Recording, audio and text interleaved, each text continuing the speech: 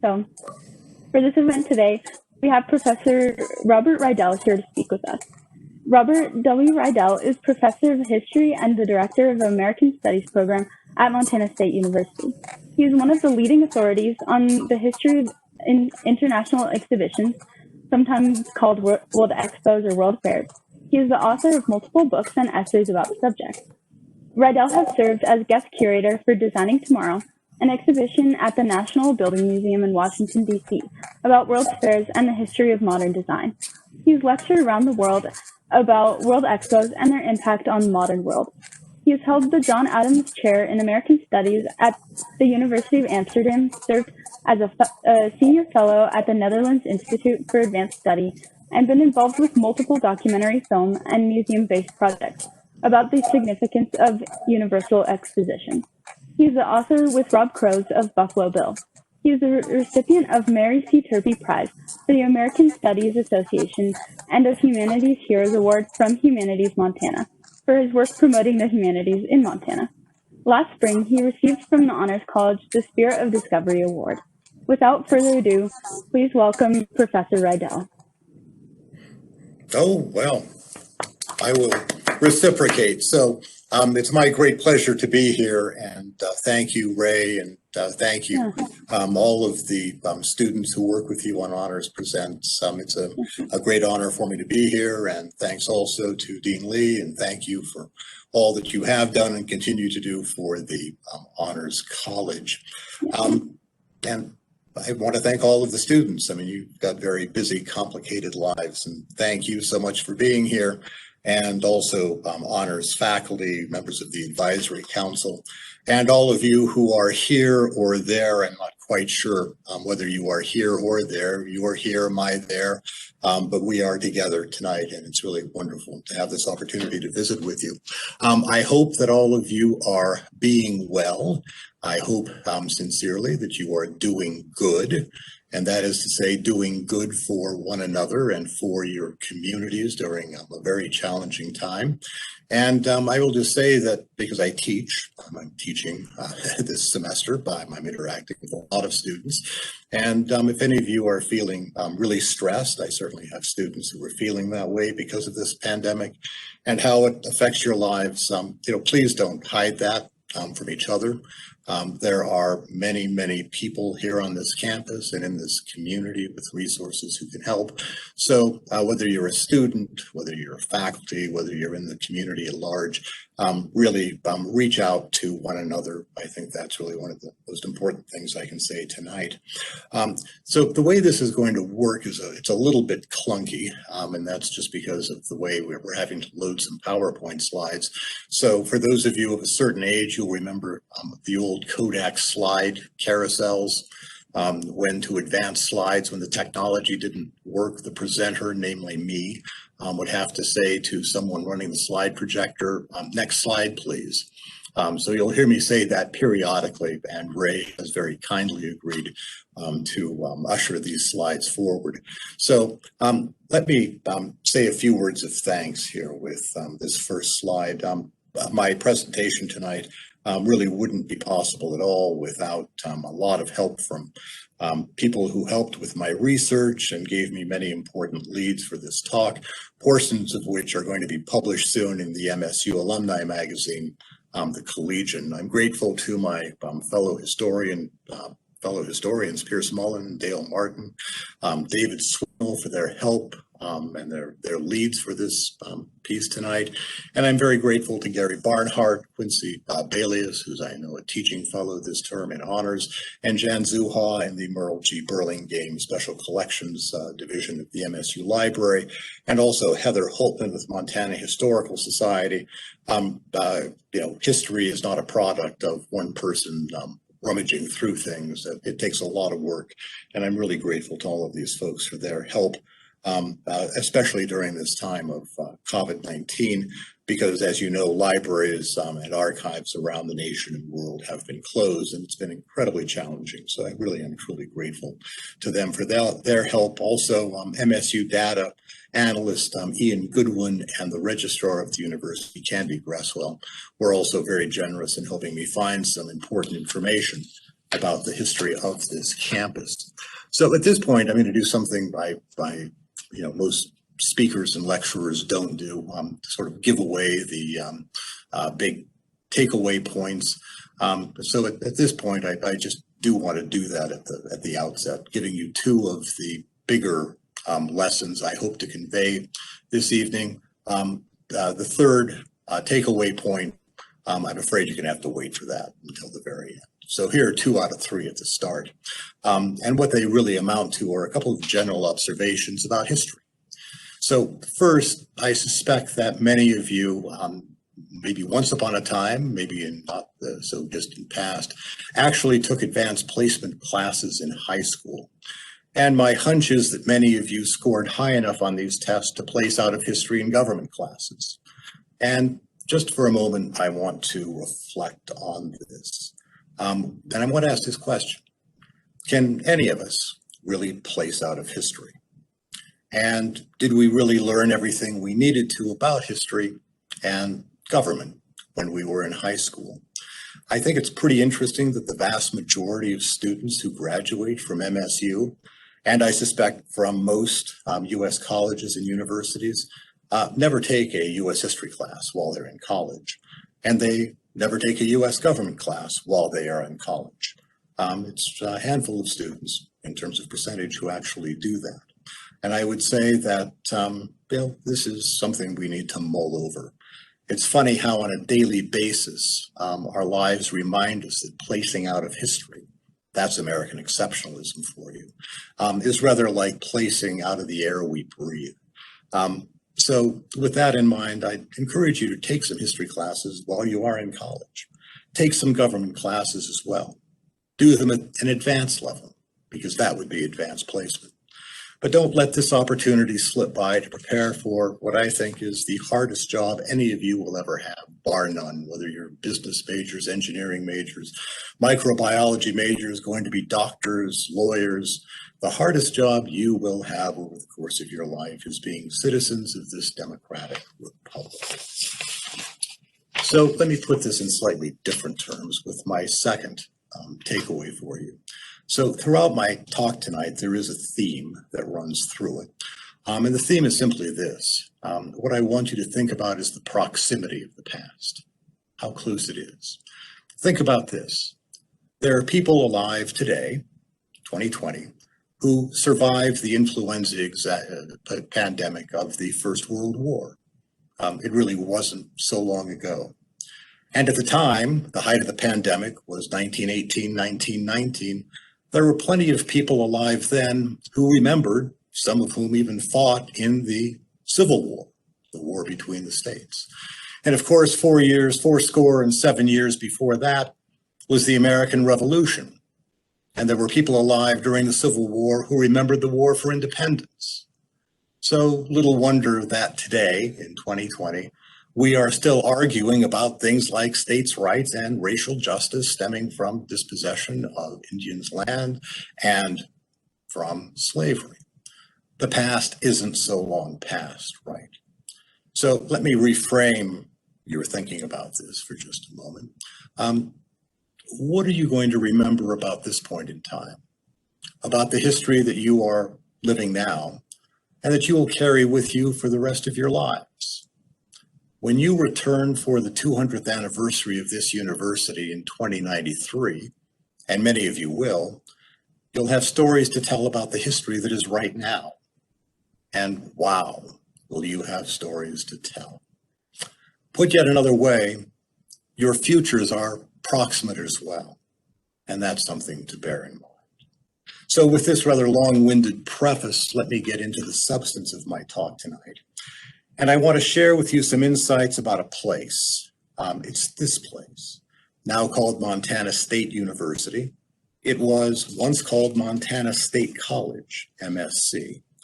And I want to talk about how this place and this institution was affected by a pandemic. The great influenza epidemic, the so-called Spanish flu, that swept the globe during the First World War. Some history. MSC was founded in 1893. In 1918, it was 25 years old. And this is a bit what MSC was like, this image on the screen right now. Montana State, the College of Agriculture, Mechanic Arts, the place to obtain a high-grade instruction. And there, the motto of the university, education for efficiency, which would remain the motto of this college turned university in 1965 until the 1990s, when, and here's your first quiz of the evening, what is the motto of MSU today? And most of you know that, I'm sure. It's mountains and mines. Now, the second quiz of the evening, what does that mean? What is mountains and mines? What exactly does that mean? And to ask that question and answer it is the best introduction I could ever think to give someone about the meaning of postmodernism. I mean, that sums it up, just the slogan of this university, the motto of this university. But here you see Linfield Hall still standing, education for efficiency, and an introduction to this place by the president, then president of this college, J.M. Hamilton. There's a building on this campus named for his wife who passed away, Hamilton Hall. It was originally set up as the women's dormitory. Okay. Here's another image. So how you get the next one up, Ray?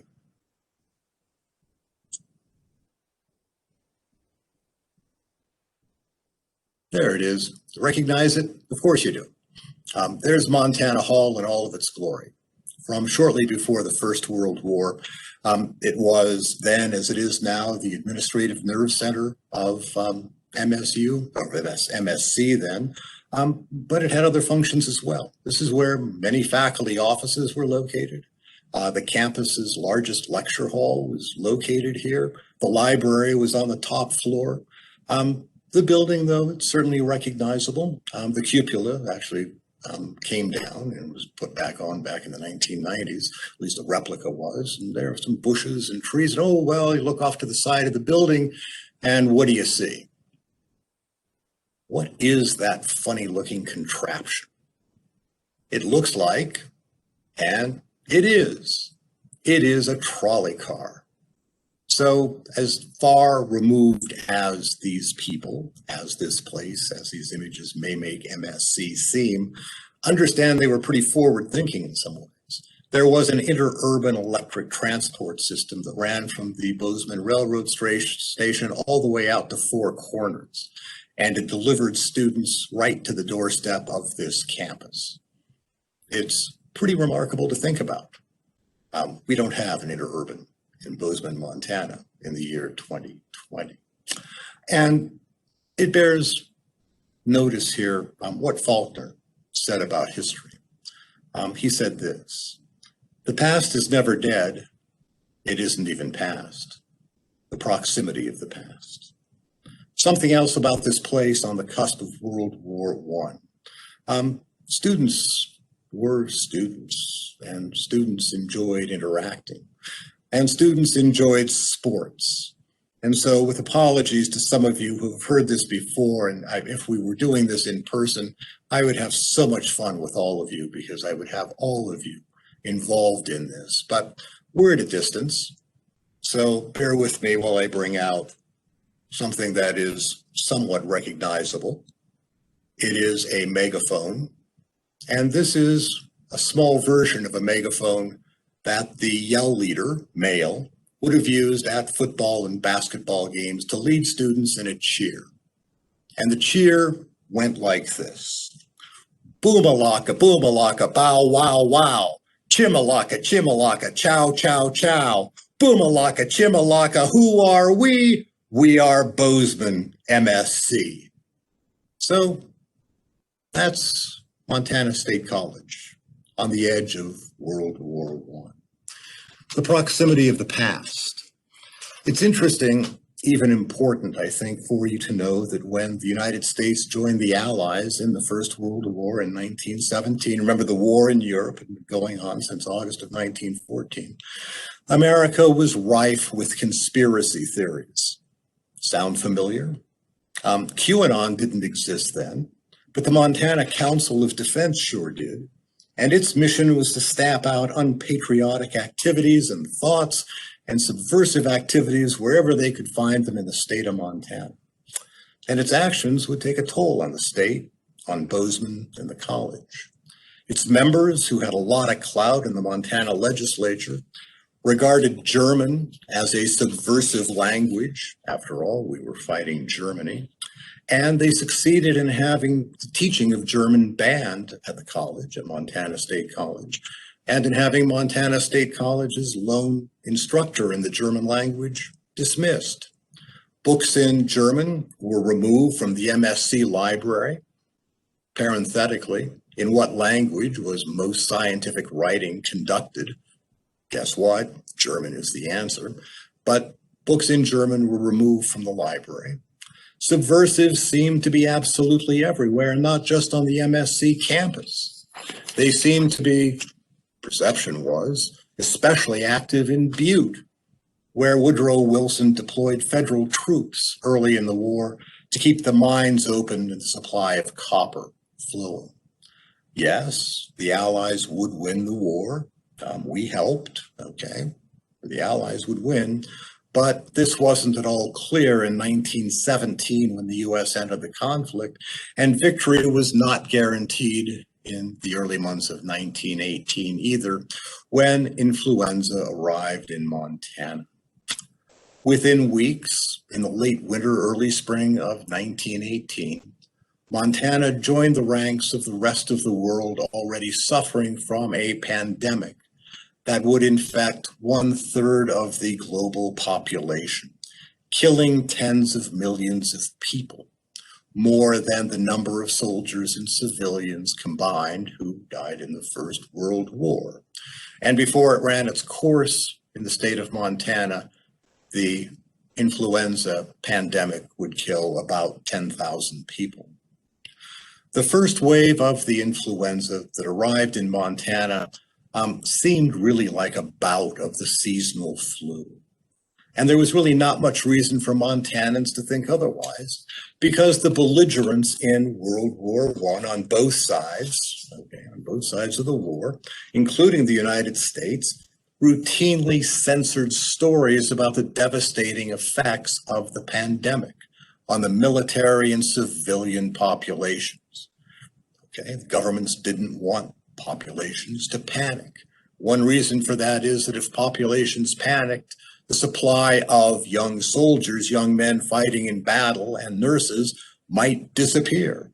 So governments routinely censored stories about this outbreak, including the US government. In Spain, which during World War I was a neutral nation, the press did publish stories about the pandemic, hence the name affixed to this flu, sometimes the Spanish flu. But these stories had limited audiences elsewhere around the globe because of censorship. With war continuing to rage overseas and with scant knowledge available to the public about the spread of the flu to the United States, in the fall of 1918, 682 students. How large is the Honors College today? Well, in 1918, 682 students, 388 males and 294 females, returned to or came to Montana State College for the start of classes in September. Amidst the usual competitions between freshmen, sophomores, and social activities for all students, including things like tugs of war. How many of you were involved in the campus tug of war this fall? Probably not many. There were sorority and fraternity rushes, and there were customs, traditions, like the paddling of freshmen and sophomores by upper class members for violating campus traditions and rules. And if you have my doubts about this, you can go up to the library, special collections, and ask to see the paddles that the library still has that were used by upper class students to paddle the bottoms of recalcitrant lower class individuals. At the time, this was called prank. Today, we'd probably call it assault and battery. Okay. At the same time that students were doing what students did, there certainly were stories circulating about classmates, about faculty, and about administrators who were serving the Allied cause overseas in many capacities. They were serving at home as well. MSC women were working as nurses on battlefields in France and Belgium and some of the most hideous combat zones in Europe. Dozens of MSC men fought and some died in combat. One of them, Cyrus Gatton, was a football player here at MSC. He transferred from MSC to attend the University of Wisconsin, and from there, he actually enlisted in the Army Air Corps, and shortly before the end of the war was shot down over Verdun and killed in action. His name will be memorialized in the first football stadium here on campus. So there were stories circulating here on campus about Gatton and about those who had survived, not always very well, the mustard gas attacks that swept the trench lines in Europe. A few students, no doubt, in September of 1918, had heard rumors about the flu. Maybe some had heard stories about the flu, but most had absolutely no idea the flu was about to hit campus. A sense of what happened that fall was captured in a diary published in the student yearbook, the Montana. Could I get the next slide, please? The yearbook's editor was a student. His name was Zales Ecton. You may not have ever heard of Zales Ecton, but Zales Ecton put a lot of work into this yearbook, would go on to a distinguished career, and in 1946, he would be elected to the U.S. Senate and serve as one of Montana's senators for one term in office. So we don't know the name of the young person who kept this diary in the student yearbook, but it's clear that the student was a male who, like most male students at the time, was required to be part of what was called the SATC, the Student Army Training Corps, the precursor to today's ROTC. The student who kept this diary, and when it was published, entitled it A Fluey Diary. Could I get the next slide, please?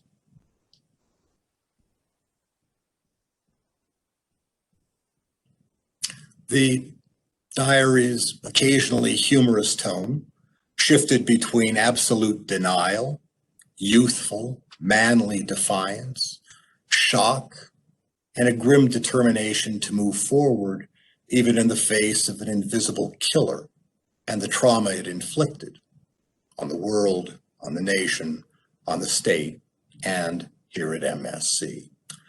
Our author begins his entries on September 28th, 1918, with the observation about the trials and tribulations of registering for the fall quarter.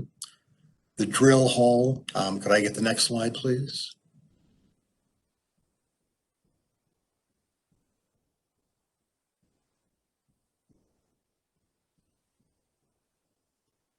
And I'm going to interrupt myself for a second because I'm getting a notice that's kind of strange. It looks like Webex, for me, is about to be updated. And that is always a source of concern. So let's see what happens here. Just let us know if we need to pause for a second, Professor.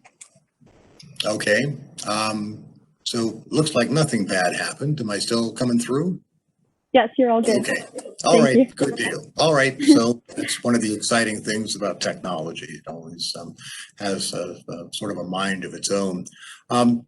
So back to September of 1918, our student diarist talking about the trials and tribulations of registering for the fall quarter. He, as a member of SATC, the Student Army Training Corps, spent a lot of time in this building. It's the old drill hall that also served as a student gymnasium. You haven't seen it here on campus because it's gone. It stood basically where Lewis Hall stands today. New annex buildings and barracks were being opened on the northwest corner of campus today near the Circle on 11th and College. Could I get the next slide, please?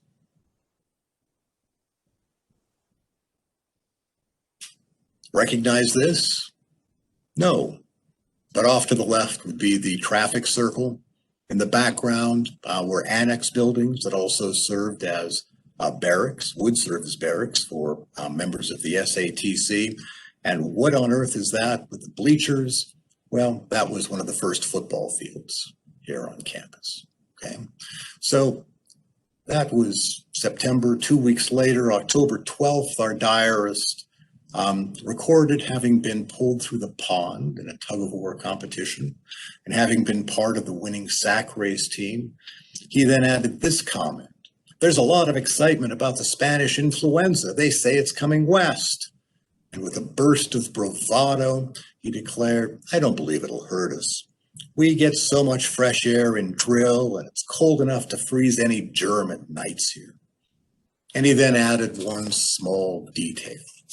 Quote, "Several of the fellows have colds." Less than a week later, on October 17th, our diarist faced reality. "The flu struck at last," he declared. The administration actually canceled in-person classes. And here, could I get the next slide?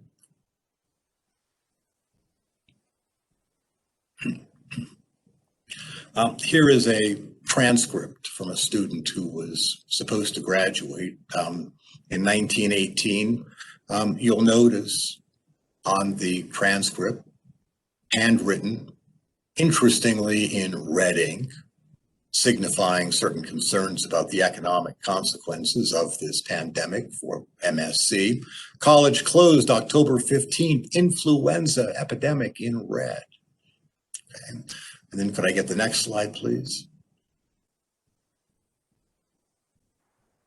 Sorry, that was slide 9. And I believe you wanted to take a moment after that slide. Oh, okay. Yeah, go ahead and put the next one up. Let me just take a look at that. No problem.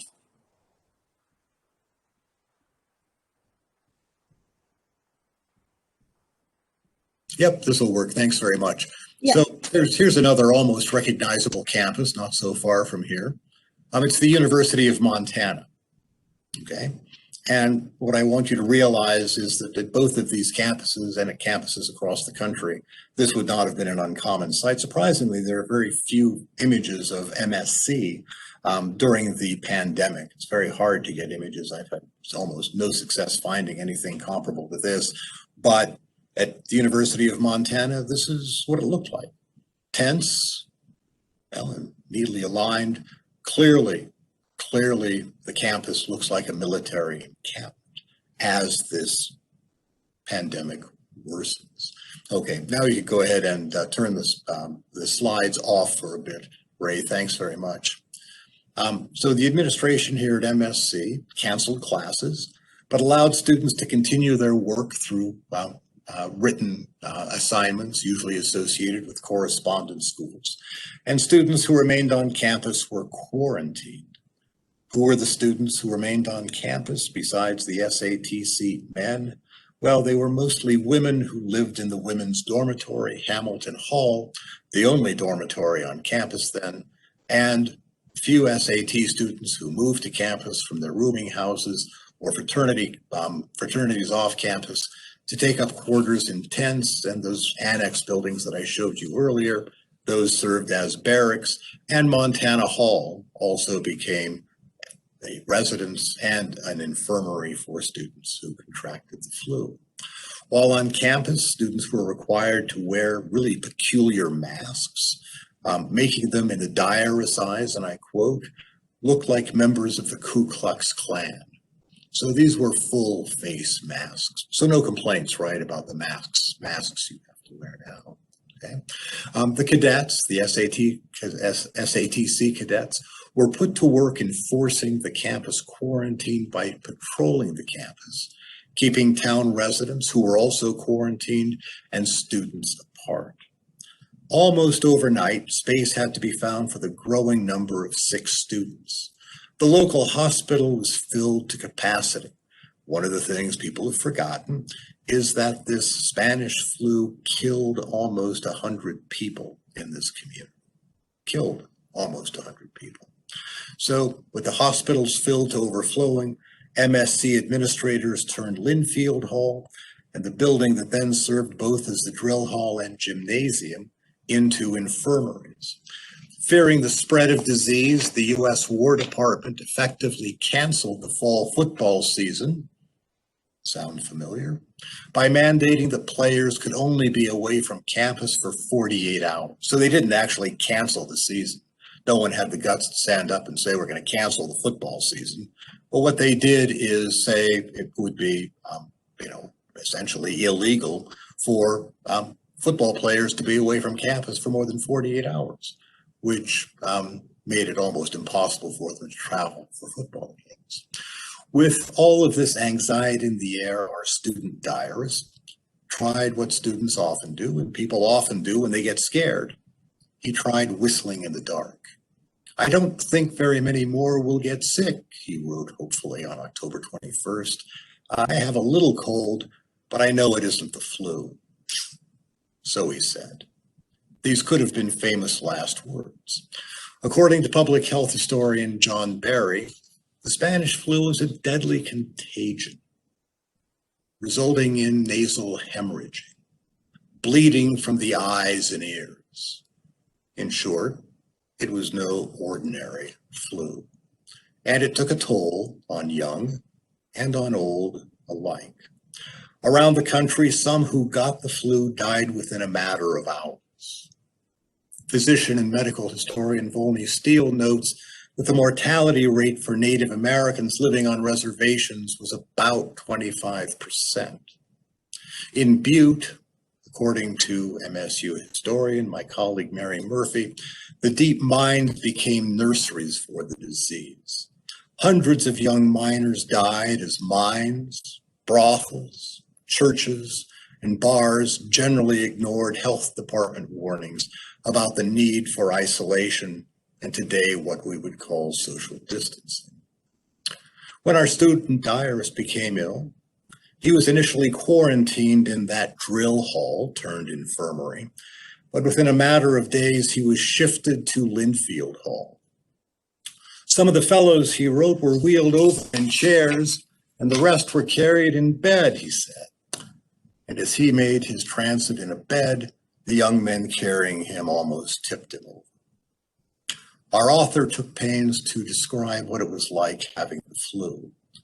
Being manly was never far from his mind. And his November 1st, 1918 diary read, and I quote, "The first symptom is being tired. The second is having a fit of the blues. They say girls always cry. Then you get a bad cold and soon go to bed. Along comes an officer and sends you off to the hospital. You sleep a while. When you wake back up, your legs ache and ache and ache some more, and you wish you were a cat so you could double up your back and get the pains out. When you've been sick for several days and you feel like a toy balloon that someone has stuck a pin into, well, this lasts until your soft diet begins. You get to feeling better then. Then the funniest sensation is when you walk and you feel like an inflated balloon this time, just barely anchored by a thread and ready to go up into the air at any minute. After you're up, you're terribly hungry and you can eat a whole day's food at one meal." Famished, our student diarist may have been, but he was lucky. Within a couple of weeks, he was recovering and working on the kitchen police detail in Linfield Hall. But he mentioned others who suffered relapses. On November 11th, 1918, he reported a really unsettled evening.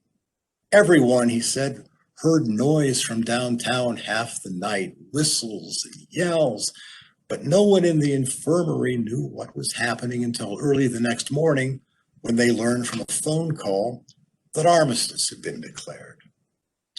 The end of World War I, and that provided cause for celebration, as did the news that the college, Montana State College, would reopen in January for the winter term. In the meantime, to our diarist's regret, it appeared that, as he put it, the dorm girls are all going home. The flu sure did its work, he sorrowfully declared. Almost every one of the boys had it, meaning the boys in the SATC. We don't any of us feel quite as good as we did before, get tired lots easier. And then came this terse comment. And here, could I get the next slide, please?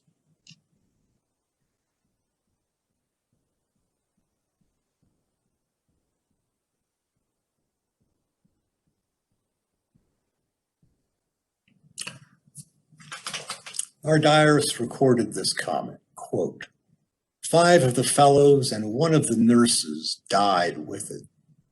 And 1 of the nurses died with it, meaning the influenza. And a couple of other fellows are still dangerously sick. I'm sure glad it's getting better.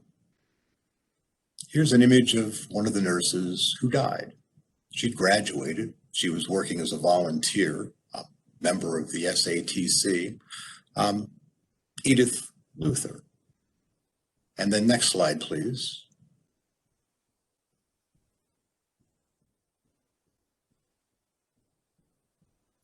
This is an honor roll of those who died during the First World War. Students, staff, faculty. And you'll note towards the bottom in the center, the initials SATC.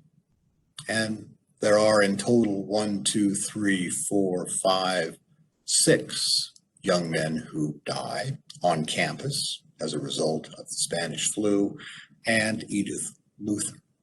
So the flu obviously took a toll on student life. On December 19th, the student diarist made his final entry, capturing the reality that there were other epidemics to worry about as well, that medical authorities had to address. The flu is past now, our diarist reported. The only sick ones left are the scarlet fever boys and the 4 fellows in the hospital. So it's not just that there was a Spanish flu, there were the other diseases running rampant as well. I'm going home for Christmas, he said, so guess this will be the last time I will write until 1919. We don't know if the author of a fluey diary fully recovered and came back to campus when it opened in January of 1919. We do know this: he was wrong about the flu being over. When the college lifted its ban on social gatherings, the flu hit with a vengeance. And although the 1918 football season had been canceled, the college went ahead with basketball and allowed games to be played until March, when health conditions got so bad, vaccines, there was no flu vaccine, and the only vaccines that existed were against a few strains of pneumonia, and they seemed singularly infected. Health conditions got so bad that the intercollegiate basketball tournament had to be canceled. And shortly after that, the college announced, quote, "all social affairs canceled." By the spring of the faculty was consistent, so they actually pulled together the funds to make this possible, and to solicit those funds, they had to go out and get advertising. And the advertiser stepped up to the plate, interestingly enough, was a local undertaker, who announced that his services were available in Bozeman, Belgrade, Manhattan. So something you need to know about this flu, and I'll wrap up here in just a couple of minutes. As late as 1920, state health department authorities were still shaking their heads in disbelief happening around the state, even among local health officials. Some of them, really didn't quite understand what was going on. And according to the state health department leader, some of his own officers don't know that their cities have any flu, even though the undertaker is quite busy. So this, the Spanish flu, this great epidemic of 1918, 1919. Understand the dates. That sounds a little bit porous. The dates, if this goes on until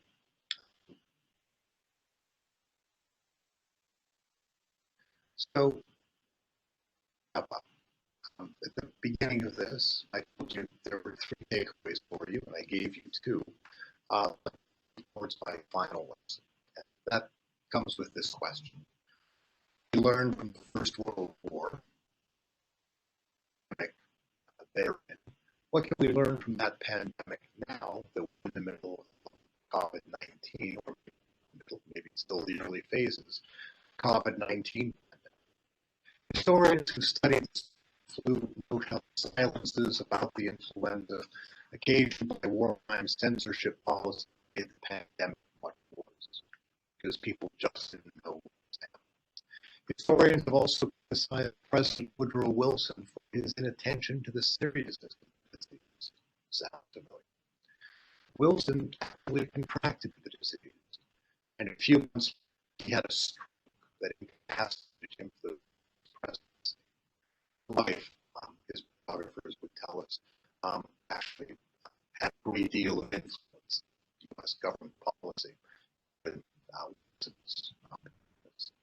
It's also worth noting how quickly this pandemic, First World War, was forgotten. Here, in my last slide,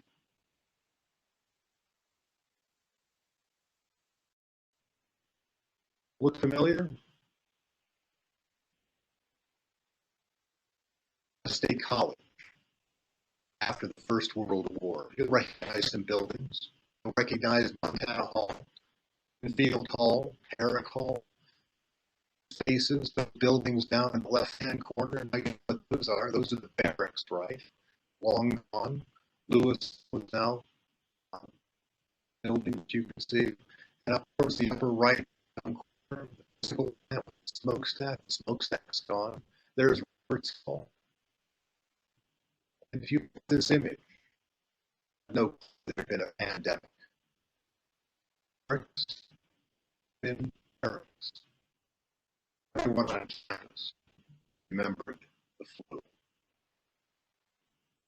As the virus came to understand pandemics are nothing easy.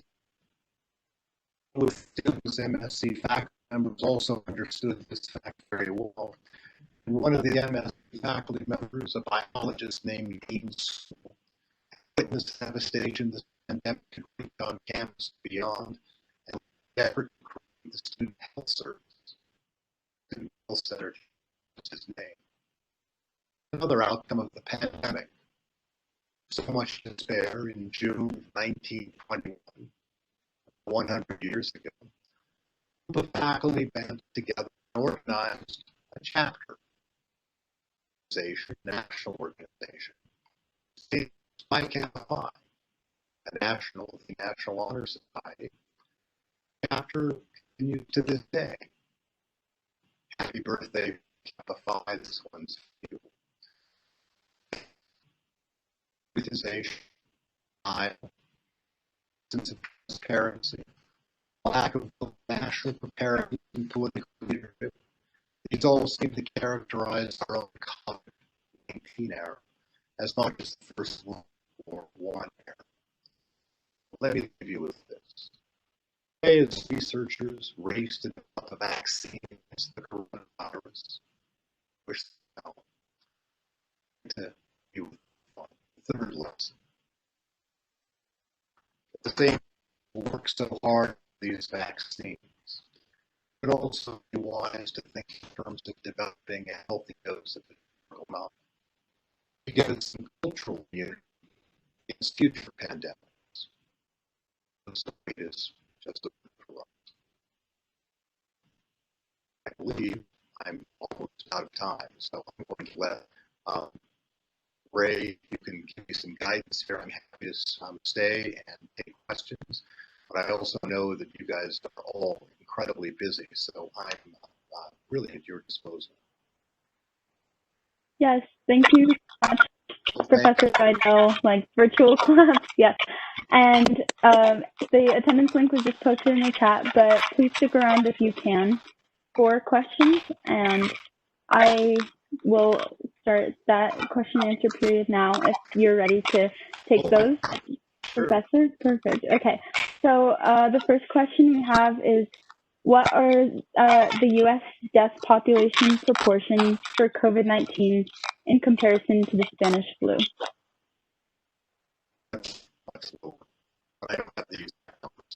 Yeah. So there have been, certainly many advances 1919. Where are we in COVID-19? Are we beginning still, middle? Are we near the end? So I think the numbers are probably going to tell us very much depending on how we position those. Yeah.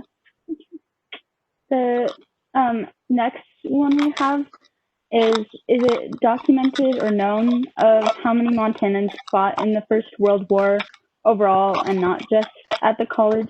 Again, a numbers question. I'm not sure if you can answer, but I wish I actually had that information in front of me, and I don't, but those numbers do exist. What's really interesting is that because of accrual in the war and the draft, Montanans were drafted at a much higher rate than people in other states.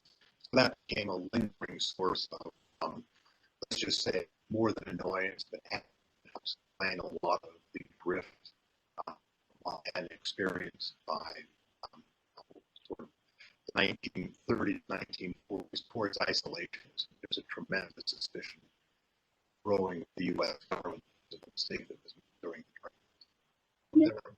Unfortunately, let's come back to that. Or Montana serving in the military from all states. Next, we have how does MSU's response to COVID-19 differ from MSC's response to the 1918 flu? And that's the first part of a two-part question. Okay. Well, I think MSU today struggled in the same way MSC in 1918. A lot of uncertainty about how to respond, and a lot of that uncertainty comes from who's making the decisions. It's not just the president of the university, this administration, it's a broader network of people, all of whom struggle to understand the virus, about which so much misinformation.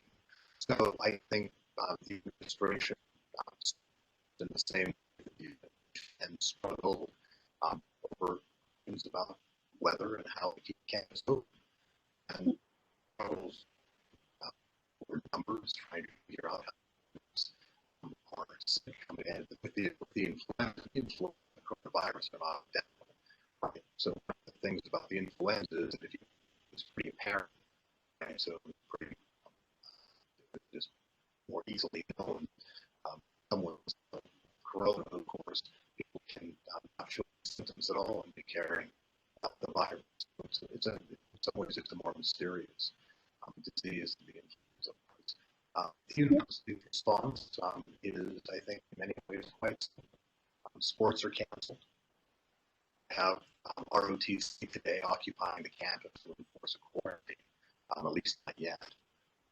But the university is certainly putting many options on the table in terms of how to respond to quarantine. That's one of the things that's being talked about. Lockdowns and certainly options to closing campus again. So I think part of the problem the university confronts today is the problem I mentioned in my talk, and that is the absence of let's call it a span of knowledge about the Spanish flu. So I'm just going to ramble on here for a minute because textbooks, I'm a historian.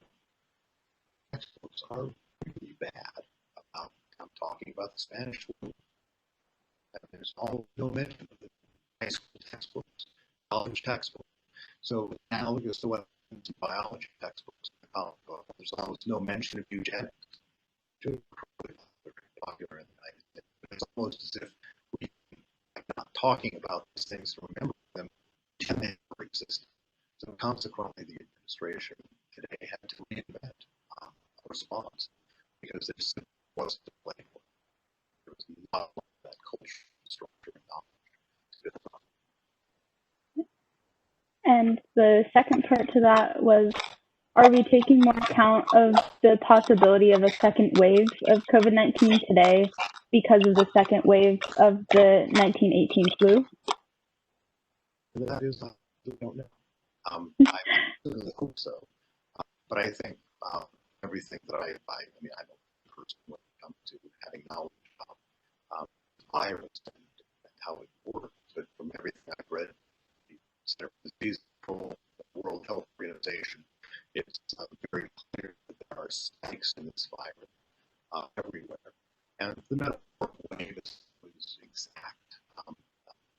Is made up of the, what happens next is, I'm quite certain the administration here, working with student leadership, faculty leadership, to develop all kinds of contingencies. It's a very, very challenging situation. And I'm enough to these conversations today to give a firm, knowledge-based statement of what's going on the ground. And then Nicholas asked, how did MSC and other colleges survive the 1918 flu financially? Was it a similar issue to today's arguments universities are making of tuition being so essential for the school to be open? Yes, absolutely. There were one concern of colleges need money. It's a big difference. Okay, now, it's not that they weren't concerned with them, but here's I don't want to. There's too much shocking news. Like, Yeah. I don't pile on for a second. In the World War I era, in fact, till really the beginning of this century, college education was very inexpensive. It was subsidized by the state legislature. Student tuition was not the primary driver. It was necessary. The word was less. 1918, there was without students, loss of revenue. Fortunate state funding was much greater.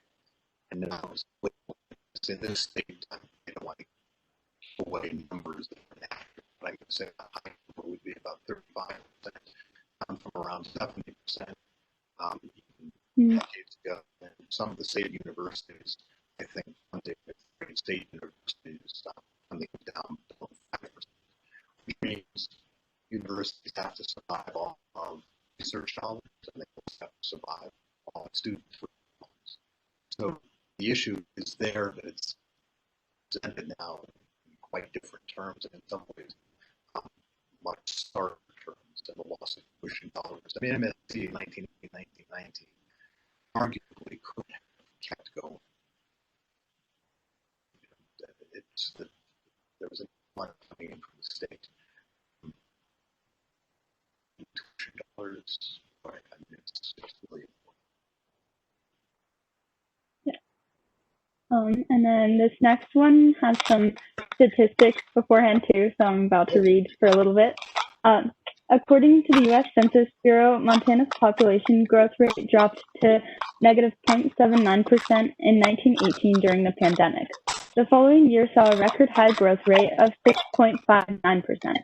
I think it would be defensible to assume that the economy saw similar levels of growth. World War II saw similar effects between the years 1943 and 1946, when population growth increased over 12%. And then here's the question. Would it be valid to draw a relationship between generally bad events and consequent growth of the affected population after the event?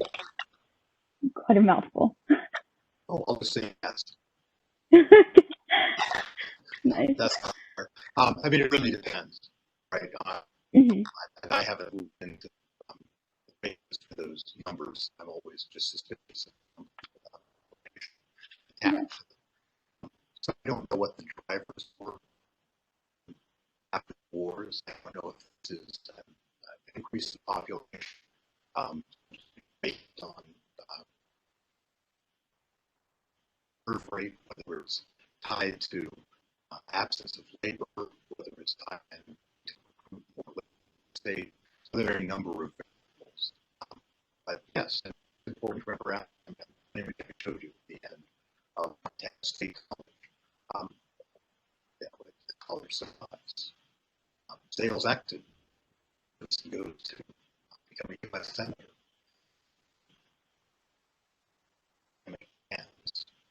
And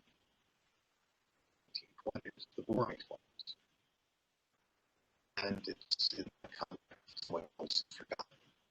I guess the important takeaway with all of that is it's important to understand that pandemics do end, how they end. It's arguable economic growth.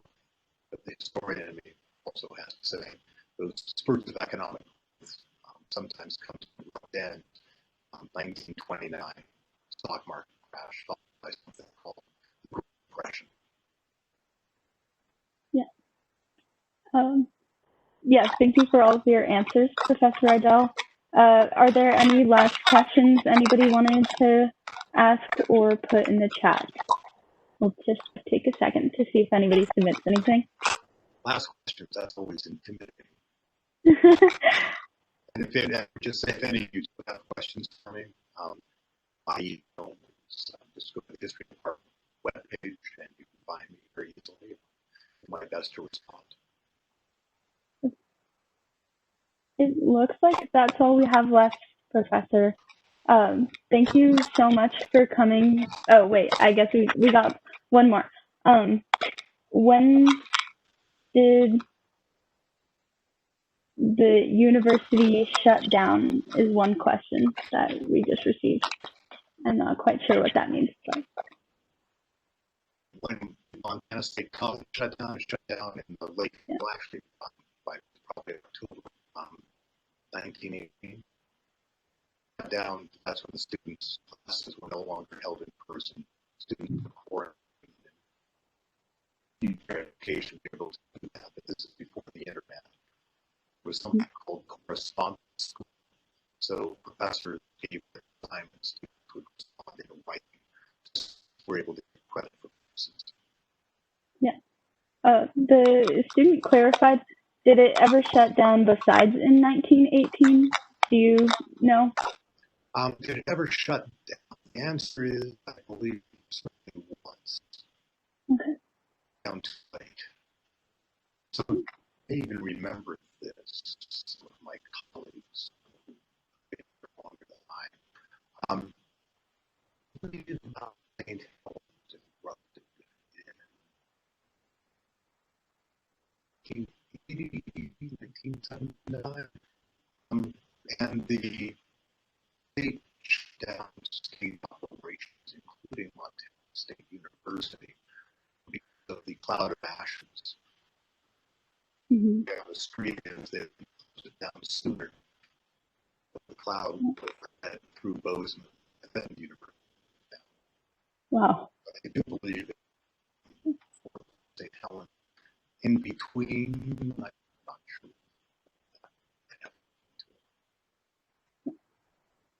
Well, perfect. We were so honored to have you come speak to us, Professor Rydell, and it was especially relevant and like very cool to hear your expertise on this topic. So yeah, thank you again. And if anybody else missed the attendance link or is not sure whether or not it works, just send us an email at honestpresentmontana.edu. Yes. And thank you for joining us too, Dean Lee. It's very cool to have you here. Thank you, Professor Rydell. Thank you, students. It was incredible. My pleasure. One and all. Okay. Well, everyone, do good.